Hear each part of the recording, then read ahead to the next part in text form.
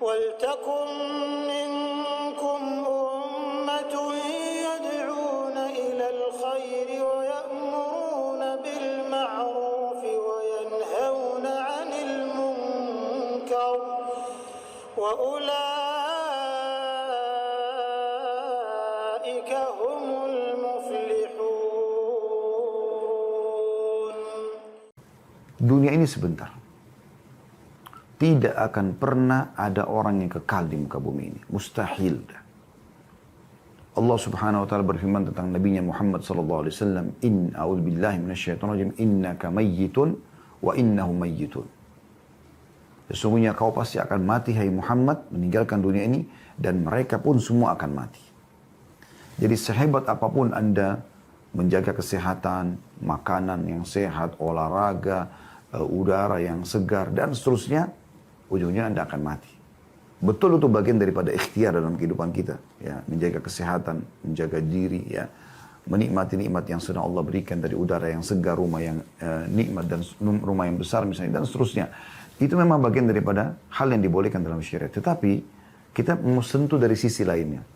Artinya dunia ini akan kita lalui. Dan kita akan menuju kepada kehidupan yang abadi, yaitu akhirat. Dan di sana hanya ada dua tempat, surga atau neraka. Surga bagi orang yang patuh dan neraka bagi orang yang membangkang. Ini harus difahami dulu. Jadi jangan pernah terpengaruh dengan kulit Anda yang masih kencang, umur Anda yang masih kepala 20, masih kepala 30, masih 40, masih 50. Selalu saja melihat orang yang di atasnya. Mengatakan kalau umurnya 20 kan masih ada orang yang 30 tahun.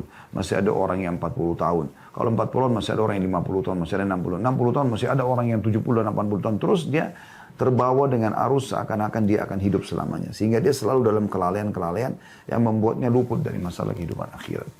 Nah, dan ini bukan ciri seorang mukmin dan mukminah. Kita adalah anak-anak akhirat.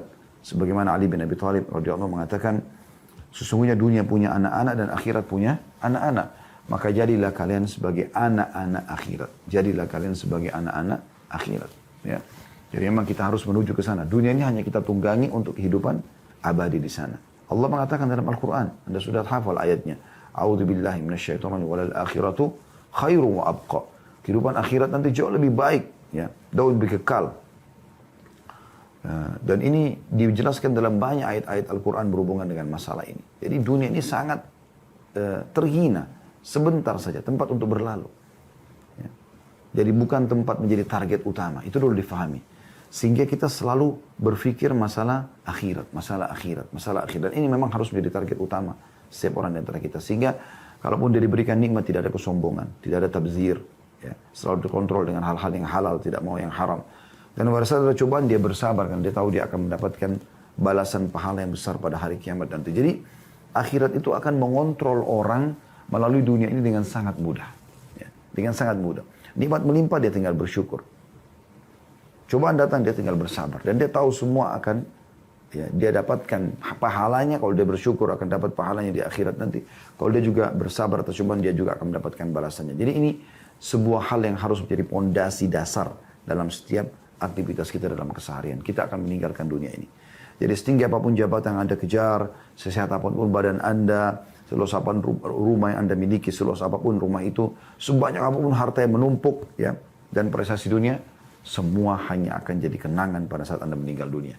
Orang hanya mengatakan, oh itu mau rumah dia, oh itu mobil dia, oh itu dulu ada fulan namanya, atau ada seseorang pengusaha namanya si fulan, atau guru dosen, profesor yang bernama si fulan, cuma sebatas itu. Anda akan dikenang di batas-batas waktu tertentu saja. Ya. Ini sering kami kasih contoh. Misal teman-teman kita yang hadir dalam acara ini. Mungkin Anda masih mengingat ayah dan ibu Anda masih mengingat kakek dan nenek Anda. Tapi kalau saya tanya, apakah Anda mengenang dan mengetahui kisah kakek-kakek Anda, nenek-nenek Anda?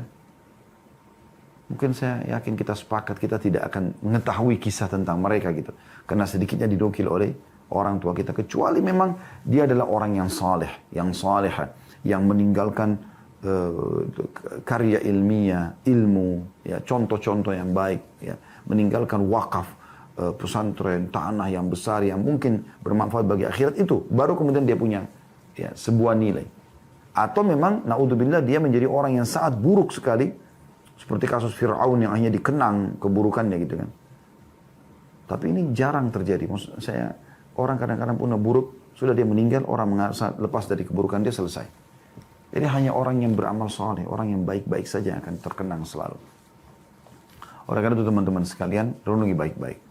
Anda akan dikenang sehari, 2 hari, 3 hari, 10 hari, 1 tahun, 2 tahun, 10 tahun. Setelah itu, orang akan melupakan Anda. Kecuali Anda punya amal soleh yang memang targetnya adalah akhirat. Baru Allah kekalkan. Makanya di zaman Imam Malik rahimahullah pada saat beliau menulis kitab Muwatta. Beliau berisi banyak hadis-hadis Nabi SAW. Yang sudah masyhur, salah satu dari 9 buku hadis adalah buku kitab Muwatta'nya Imam Malik rahimahullah. Teman-teman tahu pada saat beliau tulis buku itu. Ada beberapa murid Imam Malik datang lalu mengatakan, wahai Imam, hampir semua orang yang selevel dengan Anda ya, di masa itu ya, juga menulis buku karena tahu Anda tulis buku dan mereka namakan juga Muwatta'. Apa jawaban Imam Malik rahimahullah dan terbukti setelah beliau meninggal. Beliau mengatakan, makana lillahi fahuwa baq. Semua yang dibuat atau dilakukan karena Allah maka itu akan kekal. Subhanallah, ya sampai sekarang tidak ada satupun kitab Muwatta yang tertinggal kecuali kitab Muwatta'nya Imam Malik rahimahullah. Padahal yang tulis itu para ulama. Ya. Karena mereka bukan tujuannya akhirat, tidak akan kekal. Tidak akan mungkin bisa berbekas. Ya. Oleh karena itu kita harus betul-betul memikirkan masalah ukhrawiyah kita. Masalah akhirat kita menjadi target utama. Sehingga dunia ini kita lalui dengan tujuan yang sana gitu. Jadi bukan di sini gitu. Syekh Utsaimin rahimahullah mengatakan perumpamaan kita dengan dunia ini seperti orang masuk ke WC. Maaf, beliau bahasakan begitu ya. Dia selesaikan hajat lalu kemudian dia pergi. Dan cukup banyak hadis-hadis Nabi SAW berhubungan dengan masalah ini. Kata Nabi SAW, ada apa aku dengan dunia? Ya. Perumpamaan aku dengan dunia seperti seorang musafir yang penat. Kemudian dia istirahat di bawah sebuah pohon. Setelah penatnya hilang lalu kemudian dia pergi. Kata Nabi SAW dalam hadis lain, kun fid dunya ka'annaka qaribun au abirun sabil. Au abiru sabil. Ya, jadikan dirimu di dunia ini seperti orang yang asing atau orang cuma sekitar lewat saja. Dan Ibnu Umar mengingatkan radhiyallahu anhu, kalau kau tiba di pagi hari, idza asbahta fala tantadhirul masa, jangan kau tunggu sore hari. Belum tentu kau hidup. Wa idza amsayta fala tantadhirus sabah. Dan kalau kau tiba sore hari, jangan tunggu pagi hari, belum tentu kau hidup. Maka orang mukmin selalu targetnya akhirat. Ya. Ini poin pondasi awal dalam pembukaan kita teman-teman sekalian. Sehingga pada saat kita mau menjalankan sesuatu di muka bumi ini, kita selalu berpikir apakah ini akan menolong saya di akhirat nanti. Apakah ini akan saya dapatkan balasan baiknya di akhirat. Selalu begitu. Mau makan, mau minum, mau berpakaian, mau bergaul, mau bekerja. Semuanya kita hubungkan dengan masalah akhirat kita. Nah ini penting. Ya. Oleh karena itu, di pembukaan kita ini judulnya, wahai muslim inilah surgamu, kita yang mengingatkan masalah ini. Ya. Tentang masalah bagaimana kita menjadikan akhirat sebagai target utama. Maka semua yang kita akan lakukan dari langkah-langkah hidup kita, dari program-program semuanya menuju ke sana. Yaitu menuju ke surga Allah subhanahu wa ta'ala.